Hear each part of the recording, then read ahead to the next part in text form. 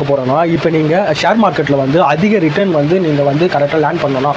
அதாவது நீங்கள் மார்க்கெட்டை விட, அதாவது நிஃப்டி 50 விட, டோட்டல் மார்க்கெட்டை விட நீங்கள் அதிகமாக ரிட்டர்ன் வந்து ஏர்ன் பண்ணணும்னா நீங்கள் வந்து பூமிங் செக்டாரில் தான் நீங்கள் கரெக்டாக இன்வெஸ்ட் பண்ண முடிஞ்சால் தான் நீங்கள் 5 to 10 வருஷத்தில் ஒரு கரெக்டாக மெகா ப்ராஃபிட்டை நீங்கள் வந்து பார்க்க முடியும். அது பேர் வந்து கரெக்டாக மெகா ட்ரெண்டுன்னு சொல்லுவாங்க. இப்போ அந்த கரெக்டாக மெகா ட்ரெண்டுனா என்ன, இப்போ இந்த 2006 எந்தெந்த செக்டாரெல்லாம் கரெக்டாக மெகா ட்ரெண்டாக சான்ஸ் இருக்குது இப்போ. பட் அதை தான் இந்த வீடியோவில் வந்து நம்ம பார்க்க போகிறோம். மெகா ட்ரெண்ட்னா என்னன்ட்டு நம்ம வந்து கரெக்டாக பேசிக்காக பார்த்துடலாம். இப்போ மெகா ட்ரெண்ட்னா என்னென்னா, இப்போ நம்ம ஒரு நாட்டில் சரி இப்போ ஒரு நாட்டில் இருக்கிற ஷேர் மார்க்கெட் ஓவரால் ரிட்டர்னை விட அதிக ரிட்டர்ன் கொடுக்கறது தான் கரெக்டாக மெகா ட்ரெண்டுன்னு நம்ம வந்து பேசிக்காக சொல்லலாம். இப்போ வந்து நிஃப்டி 50 வந்து வருஷம் ஒரு கரெக்டாக 15% நம்மளுக்கு கரெக்டாக ரிட்டர்ன் கொடுக்குதுன்னா, ஆனால் இப்போ நான் சொல்ல போகிற கரெக்டாக மெகா ட்ரெண்டர் செக்டார்லாம் 30%, 40% அபோவ் 50%, 30%, 40% வரைக்கும் நம்மளுக்கு வந்து ரிட்டர்ன் கொடுக்க வாய்ப்பு இருக்குது. இப்போ நான் வந்து உங்கள்கிட்ட சொன்னேன்ல 20%, 30%, 50% இதெல்லாம் ஷார்ட் டைமில் நடக்க வாய்ப்பு இல்லை. ஆனால் லாங் டைமில் நான் சொல்லுறது ஒரு 7 to 10 வருஷத்தில் நல்லாவே ரிட்டர்ன் கொடுக்க சான்ஸ் இருக்குது. நீங்கள் கரெக்டாக நல்ல வேல்யூவேஷனில் ஃபண்டமெண்டலில் ஃபண்டமெண்டலில் நான் இப்போ சொல்ல போகிற செக்டார்லலாம் நீங்கள் ஸ்டாக் வாங்கியிருந்தீங்கன்னா அது 100%, 200% கூட ஒரு லாங் டைமில் ரிட்டர்ன் கிடைக்க நல்லாவே வாய்ப்பு இருக்குது. இப்போ நான் வந்து உங்கள்கிட்ட கரெக்டாக மெகா ட்ரெண்ட்னா என்னென்னு சொல்லிட்டேன். இப்போ நான் ஒரு 5 செக்டார் எடுத்து வச்சுக்கிறேன். அந்த 5 செக்டாரும் நான் உங்களுக்கு ஒன்றா சொல்கிறேன். இதெல்லாம் ஃப்யூச்சரில் நல்ல ரிட்டர்ன் தர வாய்ப்பு இருக்குது. அதாவது கரெக்டாக மெகா ட்ரெண்ட் சொல்லுவாங்க. பட் அந்த மெகா ட்ரெண்ட்லலாம் இந்த நான் சொல்ல போகிற செக்டாரெல்லாம் வர வாய்ப்பு இருக்குது. இப்போ நம்ம பார்க்க போகிற முதல் செக்டார் என்னென்னா capital marketing and wealth management sector. இது ஏன் சொல்கிறேன்னா, இப்போ வந்து நம்ம கரெக்டாக இந்தியாவில் வந்து சேவிங் ரேட் வந்து பட் அதிகமாகினே இருக்குது. அதாங்க நாளுக்கு நாள் வந்து அதிகரிச்சுட்டு இருக்கிறாங்க. இது வந்து டேட்டா சொல்லுது. இப்போ சரி நம்மளோட கரெக்டாக முன்னாடி ஜென்ரேஷனெல்லாம் நம்ம அப்பா தாத்தா அவங்கெல்லாம் என்ன பண்ணுவாங்கன்னா, ஒன்று பேங்க்கில் வந்து கரெக்டாக ஃபிக்ஸட் டெபாசிட் போடுவாங்க, 2 கோல்டு வாங்குவாங்க. அப்படி இல்லையா கரெக்டாக வீட்டு மணியை வந்து வாங்கி போட்டு அதில் வந்து கரெக்டாக இன்வெஸ்ட் பண்ணுவாங்க. ஏன்னா அவங்களுக்கு வந்து அதுதான் தெரியும். அதுக்கு மேலே என்னென்ன வாய்ப்பு இருக்குன்ட்டு நிறைய பேருக்கு வந்து தெரியாது. ஆனால் இப்போ இருக்கிற கரெக்டாக சுச்சுவேஷனில் டெக்னாலஜி வந்து ரொம்பவே வளர்ந்துட்டு இருக்குது. ஸ்மார்ட் ஃபோன் வந்து எல்லாருக்கிட்டையும் இருக்குது. இதனால என்ன இருக்குன்னா, நிறைய பேருக்கு வந்து சேவிங் எப்படி பண்ணணும், குறிப்பாக ஸ்டாக் மார்க்கெட்டில் எப்படி கரெக்டாக இன்வெஸ்ட்மெண்ட் பண்ணணும், ஸ்டாக் மார்க்கெட்டில் எப்படி அவங்க வந்து கரெக்டாக இன்வெஸ்ட்மெண்ட் வந்து பண்ணணுன்ட்டு இப்போ வந்து கரெக்டாக நிறைய பேருக்கு வந்து தெரியுது. இப்போ நான் முன்கூட்டியே சொன்ன மாரி சேவிங் ரேட்டு வந்து மக்கள்கிட்ட வந்து அதிகரிக்கும் போது மக்கள் வந்து அந்த பணத்தை சேவ் பண்ண எப்படி பயன்படுத்துங்கன்னா, அந்த பணம்லாம் எங்கே உள்ளே வரோன்னா கரெக்டாக ஸ்டாக் மார்க்கெட்டில் உள்ளே வரும். இப்போ ஸ்டாக் மார்க்கெட்டில் பணம் உள்ளே வருதுன்னா அதுலேயே மியூச்சுவல் ஃபண்ட் இருக்குது, ETF இருக்குது, டேரக்ட் ஸ்டாக் இருக்குது. அதில் இன்வெஸ்ட் பண்ணலாம். அதுக்கப்புறம் கரெக்டாக இன்சூரன்ஸ் இருக்குது. அதுக்கப்புறம் நிறைய பென்ஷன் ஸ்கீம் இருக்குது. இந்த மக்கள் பணம் அதாவது அதிகரித்த எக்ஸ்ட்ரா சேவிங் பணமெல்லாம் இந்த இதில் தான் வரும். அப்போ நான் சொன்னேன் இல்லைங்களா, இந்த கேபிட்டல் மார்க்கெட்டில் வந்து உள்ள பணம் வரும்போது கேபிட்டல் மார்க்கெட்டோட பிஸ்னஸ் நல்லாவே இருக்கும். அதனால அவங்களோட ப்ராஃபிட் அதிகரிக்கும். அதனால அவங்க ஸ்டாக்னால அந்த கம்பெனியும் நல்லா கரெக்டாக ரெவென்யூ அதிகரித்து அந்த ஸ்டாக் ப்ரைஸ் ஏறத்துக்கும் வாய்ப்பு இருக்குது. அதில் நம்ம கரெக்டாக இன்வெஸ்ட் பண்ணியிருந்தால் அதில் நம்ம ஒரு நல்ல ப்ராஃபிட் எடுக்க லாங் டைமில் நம்மளுக்கு வந்து கரெக்டாக நல்லாவே சான்ஸ் இருக்குது. சரி, இதில் நம்ம பார்க்க போகிற செகண்ட் செக்டார் என்னென்னா பவர், அதாவது எனர்ஜி. இப்போ ஒரு நாட்டினோட பொருளாதாரம் வந்து கரெக்டாக வளர்ந்துக்கிட்டே இருக்குன்னா அதுக்கு முக்கிய சோர்ஸ் வந்து பவர் தேவை, அதாவது கரண்ட் தேவை.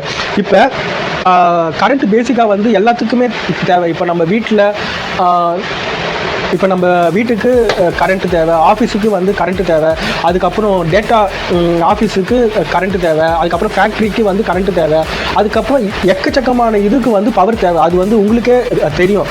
பட் அது மட்டும் இல்லாமல் இப்போ நம்ம கண்ட்ரி வந்து க்ரோயிங் ஸ்டேஜில் இருக்குது. அப்போ இந்த பவரோட தேவை வந்து ரொம்பவும் பட் அதிகரிக்கும். அது எந்தெந்த இதுக்கெல்லாம் பவர் வந்து பட் அதிகமாக தேவைப்படும்னா, ஃபேக்ட்ரிக்கு பவர் தேவை, அதுக்கப்புறம் டேட்டா சென்டருக்கு பவர் தேவை. இப்போ டேட்டா சென்டருக்கு ஏன் பவர் தேவைன்னா, இப்போ வந்து ஆர்டிஃபிஷியல் இன்டெலிஜென்ட் வந்து பட் அதிக பேர் பயன்படுத்த ஆரம்பிச்சிட்டாங்க. இப்போ நீங்களே ChatGPT, ஜெமினிஐ, கிளாடு அந்தமாரி ஏஐ ப்ராடக்ட் வந்து நீங்கள் பட் அதிகமாக பயன்படுத்த ஆரம்பிச்சிருப்பாங்க. ஆனால் இதெல்லாம் ஸ்டார்டிங்னா இன்னும் ஃபியூச்சரில் நம்ம வீட்டில் பயன்படுத்துகிற எல்லா பொருளுக்கும் ஏஐ வந்து ஆட்டோமேட்டிக்காக உள்ளே வந்துடும். அப்போ இந்த ஏஐ டெக்னாலஜி அதிகமாகும் போது டேட்டா சென்டரும் நம்மளுக்கு அதிகமாக தேவைப்படும். இப்போ டேட்டா சென்டர் அதிகமாக தேவைப்படுறதுக்கு நம்மளுக்கு வந்து பவர் வந்து பட் அதிகமாக தேவைப்படும். அதுக்கப்புறம் வந்து எலக்ட்ரிக் வெஹிக்கிள் இப்போ நிறைய பேர் வந்து பட் எலக்ட்ரிக் வெஹிக்கிள் வந்து இப்போ வந்து பயன்படுத்த வந்து பட் ஆரம்பிச்சிட்டாங்க. ஆனால் பெட்ரோல் வெஹிக்கிளுக்கு சரி, ஆனால் இப்போ பெட்ரோல் வெஹிக்கிள் தான் பட் அதிகமாக இருக்குது. ஆனால் பட் ஈவி வெஹிக்கிளும் கொஞ்சம் பயன்படுத்த ஆரம்பிச்சிட்டாங்க. இது ஒரு 10 வருஷத்தில் ஈவி பயன்படுத்துகிற மக்கள் வந்து பட் அதிகரிக்க ரொம்பவே சான்ஸ் இருக்குது. அப்போ வந்து நம்மளுக்கு வந்து பவர் கண்டிப்பாக தேவைப்படும். பட் இதோட அதிகமாகவே நம்மளுக்கு வந்து பவர் வந்து தேவைப்படும். அதுக்கப்புறம் ஹோம், ரயில்வே, ஏர்போர்ட், நீங்கள் எந்த விதமான இதுவாக நீங்கள் பட் எடுத்துக்கினாலும் கரண்ட் வந்து அத்தியாவசிய தேவை. அது மெயின். இப்போ நம்மளுக்கு டேட்டா வந்து பட் என்ன சொல்லுதுன்னா, 2026 நம்மளோட கண்ட்ரியோட பட் எனர்ஜி செக்டார் வந்து சுமார் $170 billion American dollar but investment வந்து நம்மளுக்கு பட் கரெக்டாக இருக்கலாம் சொல்லுது. பட் அதாவது கரெக்டாக நம்ம ரூபா மதிப்பு வடி 16 லட்சம் கோடி. இது 2032 கரெக்டாக 9 லட்சம் கோடி இதில் கரெக்டாக இன்வெஸ்ட்மெண்ட் வந்து உள்ளே வரலான்ட்டு. சரி, இப்போ நம்மளோட கவர்மெண்ட் கரெக்டாக என்ன ஸ்டெப் எடுத்துருக்குறாங்கன்னா, 2030க்குள்ள 500 கெகாவாட் கெப்பாசிட்டிக்கு வந்து நம்ம வந்து கரெக்டாக பவர் வந்து ஜென்ரேட் பண்ணிட்டு ஒரு டார்கெட் இருக்குது. சரி, இப்போ நீங்கள் வந்து பவர் செக்டாரில் வந்து நீங்கள் கரெக்டாக இன்வெஸ்ட்மெண்ட் வந்து நீங்கள் பண்ணுறீங்கன்னா அதில் வந்து கரெக்டாக நிறைய தீம் இருக்குது. அந்த தீமெல்லாம் நான் உங்கள்கிட்ட சொல்கிறேன் பாருங்களா. Power generation, transmission, distribution, renewal energy, grid infrastructure, storage, equipment, இது எல்லாமே பவர் செக்டாரில் தான் வரும். இப்போ நம்ம ஒரு பவர் செக்டாரில் கரெக்டாக இன்வெஸ்ட் பண்ணும்போது இந்த பிஸ்னஸ் ஆனால் இந்த பிஸ்னஸ் ஆனால் ஃபியூச்சரில் வந்து நல்ல பூமாக வாய்ப்பு இருக்குது. அப்போ இந்த பவர் செக்டார் கம்பெனிங்கெல்லாம் நல்ல ரெவென்யூ நல்ல ப்ராஃபிட்டை பார்க்க வாய்ப்பு இருக்குது. அதில் நம்ம இன்வெஸ்ட் பண்ணியிருந்தா நம்மளும் ஒரு நல்ல ரிட்டர்னை பார்க்க வாய்ப்பு வந்து கரெக்டாக வாய்ப்பு இருக்குது. அடுத்து பார்க்க போகிற செக்டார் என்னன்னா ஏஐ செக்டார். இந்த நீங்கள் இப்போயே கேள்விப்பட்டிருப்பீங்க. ஏஐ செக்டார் வந்து நல்ல பூமிங் செக்டார். நீங்கள் எங்கே பார்த்தாலும் ஏஐ. இப்போ நீங்கள் ஒரு டிவி வாங்குறீங்க, வாஷிங் மிஷின் வாங்குறீங்க, ஃப்ரிட்ஜ் வாங்குறீங்க, ஏன் நீங்கள் கரெக்டாக ட்ரிம்மர் வாங்குறீங்க, அதுலேயே இப்போ வந்து ஒரு பேட்ச் போட்டு வரும் இதில் ஏஐ ஃபெசிலிட்டி இருக்குன்ட்டு. பட் அதுவும் இல்லாமல் இப்போ வந்து நம்ம ஆஃபீஸ்லையும் சரி நிறைய பேர் வந்து ChatGPT, கிளாட், ஜெமினிஐ, அதுக்கப்புறம் நம்ம இதெல்லாம் பயன்படுத்த ஆரம்பிச்சிட்டோம். அதுக்கப்புறம் ப்ரொஃபஷனல் எல்லாரும் இந்த ஏஐ பயன்படுத்த ஆரம்பிச்சிட்டாங்க.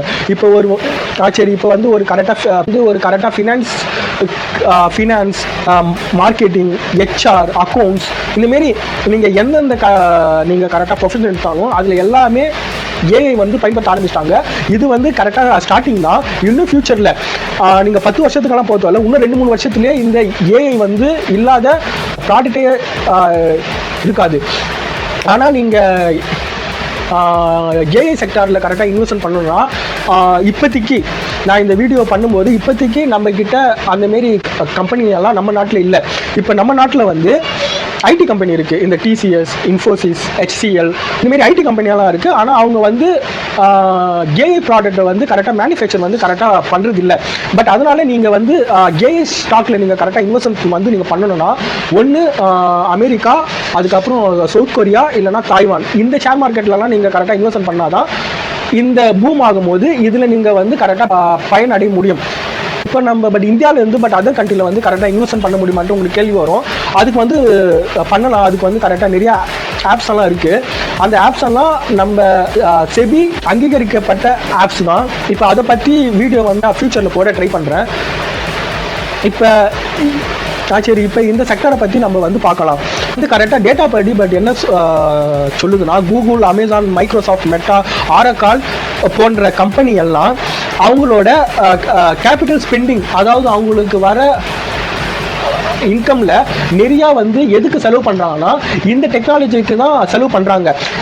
அது வந்து நான் இப்போ சொல்கிறது வந்து ஃபினான்ஷியல் இயர் 2016, அதாவது இந்த இயர் மட்டும் இந்த நான் முன்கூட்டியே சொன்னேன்ல, இந்த கம்பெனியெல்லாம் எவ்வளோ வந்து ஸ்பெண்ட் பண்ணியிருக்காங்கன்னா $691 மில்லியன் அமெரிக்கன் டாலர் வந்து இந்த டெக்னாலஜியில் வந்து அவங்க கரெக்டாக இன்வெஸ்ட்மெண்ட் வந்து கரெக்டாக பண்ணியிருக்கிறாங்க.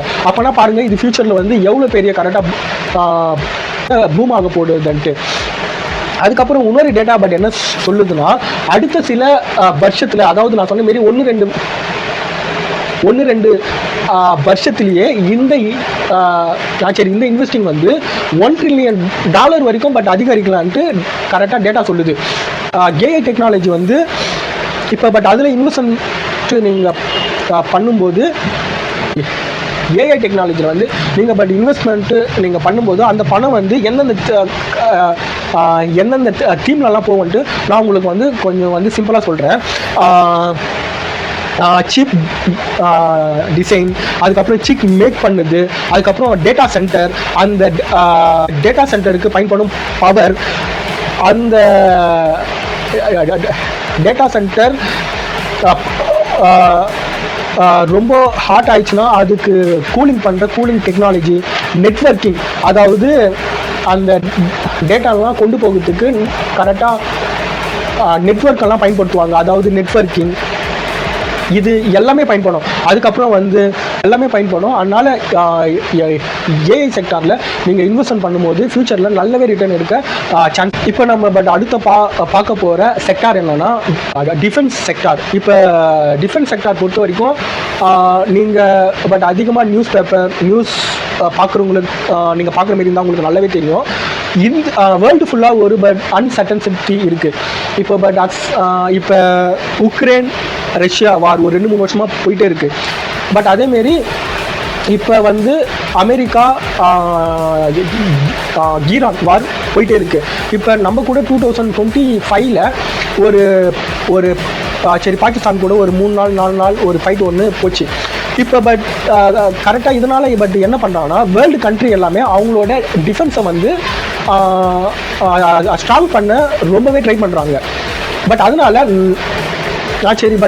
கரெக்டாக நம்மளோட கண்ட்ரியும் அவங்களோட கரெக்டாக டிஃபென்ஸை வந்து ரொம்பவே கரெக்டாக பலப்படுத்துகிறாங்க. அதுக்கு வந்து பட் அதிக அமௌண்ட்டை வந்து கரெக்டாக அதில் வந்து கரெக்டாக இன்வெஸ்ட்மெண்ட் வந்து பண்ணுறாங்க. இப்போ நம்மளோட பட்ஜெட்டை நீங்கள் லாஸ்ட் ஒரு 5 வருஷம் பார்த்தீங்கன்னா இந்த கரெக்டாக டிஃபென்ஸ் செக்டாருக்கு வந்து அதிக பட்ஜெட் வந்து கவர்மெண்ட் வந்து கரெக்டாக ஒதுக்கியிருக்கு. 2025 நீங்கள் எடுத்துக்கோங்க, 2024 எடுத்துக்கோங்க, ஒரு பெரும் பகுதி டிஃபென்ஸுக்கு போகுது. ஏன்னா நம்ம நாட்டை சுற்றியே 2 எதிரிகள் இருக்கிறாங்க. பட் கரெக்டாக பட் எதிரி சொல்கிறேன்னா அது வந்து ஜியோ பொலிட்டிக்கல் வைஸில் நான் சொல்கிறேன். பாகிஸ்தான், அதுக்கப்புறம் சீனா, 2 கண்ட்ரியும் நம்மளுக்கு வந்து த்ரெட்டு தான். இப்போ அந்த 2 கண்ட்ரியும் நம்ம வந்து கரெக்டாக சமாளிக்கணும்னா நம்மளோட டிஃபென்ஸ் பவர் வந்து ரொம்ப ரொம்ப ஸ்ட்ராங்காக இருக்கணும். அந்த டிஃபென்ஸ் பவர் ரொம்பவே கரெக்டாக ஸ்ட்ராங்காக இருந்தால் நம்மக்கிட்ட அவங்க வந்து சண்டைக்கு வரத்துக்கே கொஞ்சம் தயங்குவாங்க. அப்படி சண்டைக்கு வந்தால் கூட நம்ம அவங்கள பீட் பண்ண நம்மளுக்கு நிறையா வந்து அவங்கள பீட் பண்ண முடியும். பட் அதோட பிளான் தான் இந்தியா வந்து டிஃபென்ஸ் செக்டாரில் வந்து அதிகமாக இன்வெஸ்ட்மெண்ட் வந்து கரெக்டாக பண்ணுறாங்க.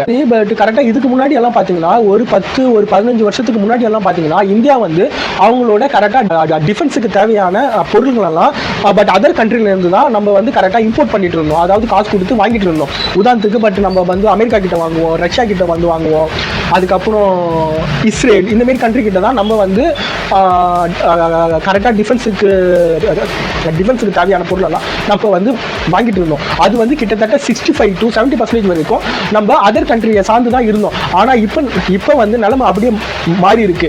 இப்போ 2026ல் இந்தியா வந்து அவங்களுக்கு தேவையான ப்ராடக்ட், டிஃபென்ஸுக்கு தேவையான ப்ராடக்ட்டை வந்து அவங்க மேனுஃபேக்சரிங் வந்து அவங்களே கரெக்டாக மேனுஃபேக்சரிங் வந்து பண்ணிக்கிறாங்க. நம்ம நாட்டோட தேவையை நம்மளே கரெக்டாக மேனுஃபேக்சரிங் வந்து பண்ணுறதை விட நம்ம வந்து கரெக்டாக பட் எக்ஸ்போர்ட் பண்ணுவோம். நம்ம வந்து இப்போ வந்து பட் ஆரம்பிச்சிருக்கிறோம். அதாவது ஒரு காலத்தில் நம்ம வந்து பட் அதர் கண்ட்ரிலேருந்து பொருளை வாங்கிட்டு இருந்தோம், இந்தமாரி கரெக்டாக ஃப்ளைட்டு, மிசைல், ட்ரோன் அந்தமாரி. இப்போ நம்ம உற்பத்தி பண்ணி அதர் நாட்டுக்கு வந்து கரெக்டாக சப்ளை பண்ணுறவளுக்கு நம்ம வந்திருக்கோம். ஆனால் இன்னும் இது ஒரு 5-10 வருஷத்தில் இந்தியாவோட டிஃபென்ஸ் ஓட குரோத் வந்து இன்னமும் நல்லாவே பட் அதிகரிக்க வாய்ப்பு இருக்குது. இந்த பட் அதிகரிக்க வாய்ப்பு வந்து 2 விதமாக பயன்படும். ஒன்று, நம்ம நாட்டோட டிஃபென்ஸ் வந்து இன்னும் கரெக்டாக ஸ்ட்ராங் ஆகும். அது இன்னும் ஸ்ட்ராங் ஆக இந்தியா வந்து இந்த கரெக்டாக டிஃபென்ஸுக்கு வந்து இன்னும் அதிகமாக பணம் ஒதுக்குவாங்க. ரெண்டாவது வந்து நம்ம வெளிநாட்டுக்கு பட் எக்ஸ்போர்ட் பண்ணுறதுனால கரெக்டாக வெளிநாட்டு முதலீடும் நம்மளுக்கு வரும். இது 2 மூலிமா இந்த 2 மூலிமா டிஃபென்ஸ் செக்டார் இருக்கிற கம்பெனியெல்லாம் நல்ல ப்ராஃபிட்டும் கரெக்டாக ரெவென்யூ எடுக்க வாய்ப்பு இருக்குது. நம்ம அதில் இன்வெஸ்ட்மெண்ட் பண்ணியிருந்தால் நம்மளும் நல்லாவே ரிட்டர்ன் எடுக்க சான்ஸ் வந்து பட் அதிகமாகவே இருக்குது. அடுத்து நம்ம பார்க்க போகிற லாஸ்ட்டு செக்டார் என்னென்னா hospital and health care sector. இப்போ நம்ம கரெக்டாக இந்தியாவில் பார்த்தீங்கன்னா வயசானவங்க எண்ணிக்கை வந்து கொஞ்சம் பட் அதிகமாகிட்டே இருக்குது. இது இன்னும் 5-10 வருஷத்தில் வயசானவங்க எண்ணிக்கை வந்து ரொம்பவே பட் அதிகமாகும். இப்போ பட் வயசானவங்க எண்ணிக்கை வந்து பட் அதிகரிக்கும் போது இப்போவே உங்களுக்கு தெரியும் நம்ம நாட்டில் வந்து கரெக்டாக டயாபெட்டிக்ஸ் அந்தமாரி ஒரு சின்ன வியாதி இருக்கிறவங்க வந்து கொஞ்சம் நாளாக வந்து பட் அதிகமாகவே ஆகிட்டு இருக்குது. ஏன்னா இப்போ இருக்கிற ஃபுட்டு, இப்போ இருக்கிற கரெக்டாக லைஃப் ஸ்டைல் இதெல்லாம் சேர்த்து அவங்களோட ஆரோக்கியம் வந்து நிறையாவே கரெக்டாக பாதிக்கப்பட்டிருக்கு. இப்போ நீங்கள் கரெக்டாக டேட்டாவை படி நீங்கள் பார்த்தீங்கன்னா கரெக்டாக இந்தியா பாப்புலேஷனில் 10% பேர் வந்து 60 வயசுக்கு மேலே இருக்கிறாங்க. இதுவே 2050க்குள்ளே இந்த கரெக்டாக இந்த பர்சன்டேஜ் வந்து 20% வரைக்கும் பட் ஆகலான்ட்டு டேட்டா வந்து சொல்லுது. அதில் நம்ம இந்தியாவில் வந்து 101 மில்லியன் பீப்புளுக்கு வந்து கரெக்டாக டயபெட்டிக் இருக்குது. இது இன்னும் கொஞ்சம் வருஷத்தில் 136 மில்லியன் பீப்புளுக்கு வந்து இந்த கரெக்டாக டயபெட்டிக் வர சான்ஸ் இருக்குன்ட்டு இந்த டேட்டா வந்து நம்மளுக்கு சொல்லுது. பட் அதே மாதிரி இந்த ஹாஸ்பிட்டல் அதேமாரி இந்த ஹாஸ்பிட்டல் அண்டு ஹெல்த் கேர் செக்டாரில் எவ்வளவு இன்கம் உள்ள வந்திருக்குன்ட்டு டேட்டா சொல்லுது. பட் அதுவும் நம்ம பார்க்கலாம். ஃபினான்ஷியல் இயர் 2026 வந்து இன்சூரன்ஸ் ப்ரீமியம், அதாவது ஹெல்த் இன்சூரன்ஸ் ப்ரீமியம் வந்து 1,37,000 கோடி. அதாவது இது வந்து சுமார் 15% க்ரோத் ரேட் இருக்குது. இன்னமும் ஃப்யூச்சரில் இன்சூரன்ஸ் வந்து பட் அதிகமாக போடுவாங்க. இந்த இன்சூரன்ஸை வந்து நம்மளுக்கு வந்து பட் கரெக்டாக பட் இந்த செக்டாரில் தான் வரும். இப்போ நீங்கள் ஓவராலே பார்க்கும்போது இப்போ நீங்களே சுற்றி பார்த்துருப்பீங்க. இப்போ நிறையா பேர் வந்து அவங்களுக்கு ஒரு சின்ன ப்ராப்ளம் வந்தால் கூட கவர்மெண்ட் ஹாஸ்பிட்டல் வந்து யாரும் அவ்வளோவா போகிறதில்ல. ரொம்பவும் கஷ்டத்தில் இருக்கிறவங்க, ரொம்பவும் கஷ்டத்தில் இருக்கிறவங்க, அவங்களுக்கு அந்த அளவுக்கு பண வசதி இல்லாதவங்க தான் கவர்மெண்ட் ஹாஸ்பிட்டல் போகிறாங்க. இப்போ கொஞ்சம் வசதி இருக்கிற கரெக்டாக மிடில் கிளாஸ் கூட ப்ரைவேட் ஹாஸ்பிட்டலுக்கு தான் அவங்க போய் வந்து ட்ரீட்மெண்ட் வந்து பட் எடுத்துக்கிறாங்க. இப்போ ஒரு ப்ரைவேட் ஹாஸ்பிட்டல் வந்து கரெக்டாக பட் எப்படியெல்லாம் ப்ராஃபிட்டை பார்க்குறாங்கன்னா, இப்போ நீங்கள் ஒரு ஹாஸ்பிட்டலுக்கு வந்து கன்சல்டிங்க்கு போவீங்க, அதுக்கப்புறம் அப்படியே அங்கே வந்து டேப்லெட் வாங்குவீங்க, அதுக்கப்புறம் உங்களுக்கு ரொம்ப சரி, அதுக்கப்புறம் உங்களுக்கு ரொம்ப ப்ராப்ளமாக இருந்தால் அங்கேயே அட்மிட் ஆவீங்க. அங்கே பட் அட்மிட் ஆகுனீங்கன்னா அதுக்கு வந்து கரெக்ட் பெட் சார்ஜ்னு ஒன்று போடுவாங்க. அதுக்கப்புறம் வந்து அங்கே நீங்கள் டேப்லெட் வாங்குவீங்க. இது வந்து நான் பேசிக்காக சொல்கிறேன். இது மூலிமா இந்த ஹாஸ்பிட்டல் செக்டார், ஹெல்த் செக்டார் எல்லா விதத்துலையும் வந்து அவங்களுக்கு வந்து கரெக்டாக ரெவென்யூ வருது. அதுவும் இல்லாமல் நான் முன்கூட்டியே சொன்ன மாரி கரெக்டாக இன்சூரன்ஸ், இந்த டேர்ம் இன்சூரன்ஸ், அதுக்கப்புறம் ஹெல்த் இன்சூரன்ஸ், இது ரெண்டுமே பட் இந்த செக்டாரில் தான் வரும். இப்போ இருக்கிறவங்க நிறையா பேர் வந்து கரெக்டாக படிச்சுட்டு ஐடி வேலைக்கு போவாங்க. இப்போ ஐடி வேலைக்கு போகும்போது அவங்களே வந்து கரெக்டாக இன்சூரன்ஸ் போடுறாங்க. அதுவும் இல்லாமல் இப்போ வந்து கரெக்டாக நிறைய பீப்புளுக்கு வந்து ஃபினான்ஷியல் பட் அவேர்னஸ் வந்து அவங்களும் கரெக்டாக இன்சூரன்ஸ் போட ஆரம்பிச்சிட்டாங்க. இது நாளாக அதிகரிக்கும். இது அதிகரிக்கும் போது இந்த செக்டாரில் இருக்கிற எல்லா கம்பெனியும் வந்து கரெக்டாக நல்லாவே பயன்படும். இது மூலிமா ஒரு 5-10 வருஷத்தில் நல்லாவே ரிட்டர்ன் வந்து இதில் வரத்துக்கு வந்து சான்ஸ் இருக்குது. இந்த 5 செக்டார் நான் உங்களுக்கு வந்து கரெக்டாக சொன்னல. இப்போ பட் இந்த 5 செக்டாரில் நீங்கள் ஒரு லாங் டைமில் ஒரு 5-10 வருஷத்துக்கு இன்வெஸ்ட் பண்ணும்போது நல்லாவே ரிட்டர்ன் எடுக்க வாய்ப்பு இருக்குது. ஆனால் அது நீங்கள் எப்படி இன்வெஸ்ட் பண்ணீங்கன்னா, நீங்கள் கரெக்டாக டேரக்ட் ஸ்டாக்காக பார்க்கும்போது இந்த பட் 5 செக்டார்லேயும் எக்கச்சக்கமான கம்பெனி இருக்குது. நீங்கள் அதில் வந்து நல்ல வேல்யூவேஷன், ஃபண்டமெண்டல் அதை பார்த்து நீங்கள் கரெக்டாக இன்வெஸ்ட் வந்து நீங்கள் வந்து கரெக்டாக பண்ணணும். நீங்கள் அந்த கம்பெனி இன்வெஸ்ட் பண்ணும்போது அது நல்ல கம்பெனியாக ஒரு வாட்டி வெரிஃபை பண்ணி அது நீங்கள் ஃபண்டமெண்டல் அனலைசிஸ் பண்ணவே உங்களுக்கு அது வந்து கரெக்டாக உங்களுக்கு வந்து தெரிஞ்சிடும். அப்படி இல்லை என்னால் டேரக்ட் ஸ்டாக் வாங்க முடியாதுன்னா இப்போ நான் சொன்ன செக்டாருக்கெல்லாம் ETF இருக்குது, எக்ஸைஸ் ட்ரேடட் ஃபண்டு ETF இருக்குது. நீங்கள் அதுலலாம் நீங்கள் வந்து கரெக்டாக இன்வெஸ்ட் பண்ணலாம். ஆனால் நீங்கள் ETFஸில் வந்து நீங்கள் கரெக்டாக இன்வெஸ்ட் பண்ணணும்னா அதுக்கு வந்து கரெக்டாக டிமேட் அக்கௌண்ட் தேவை. என்கிட்ட கரெக்டாக டிமேட் அக்கௌண்ட்டே இல்லை அப்படி நீங்கள் சொல்கிறீங்கன்னா, நீங்கள் இப்போ நான் இந்த சொன்ன செக்டாருக்கெல்லாம் மியூச்சுவல் ஃபண்ட் இருக்குது. நீங்கள் அதில் நீங்கள் வந்து கரெக்டாக இன்வெஸ்ட் பண்ணலாம். இதுதான் இந்த வீடியோ. தேங்க்யூ, தேங்க்ஸ் ஃபார் வாட்சிங்.